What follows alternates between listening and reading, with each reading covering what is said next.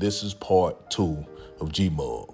God made you great. If you haven't seen part 1, it's best you find that so that you can understand what's going on. In short, so that you do not become fodder for the greatness of the collective, you must first allow the Father to get you to see your own intrinsic greatness. So to recap, one of the issues with MAGA, just making America great, is that we are now part of a superficially, quote unquote, good society that just wants to throw slogans at you, but don't want to deal with the actual fractures, that have occurred in society by dealing with, come on, Holy Spirit, the actual issues that people are struggling with in each, hemisphere, right, that they are a part of.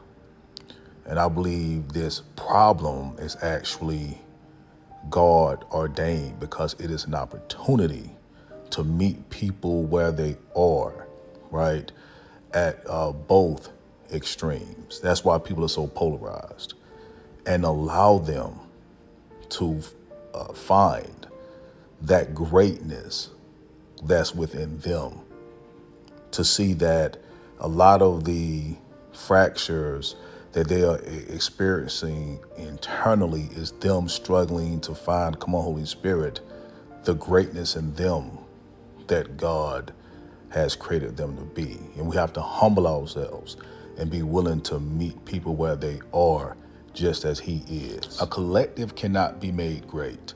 America doesn't need to be made great again, right? We need to be made great for the first time, truly great, because we do this by allowing each person, no matter what they're dealing with or struggling with presently, to know that God has graced them with intrinsic value, worth, greatness.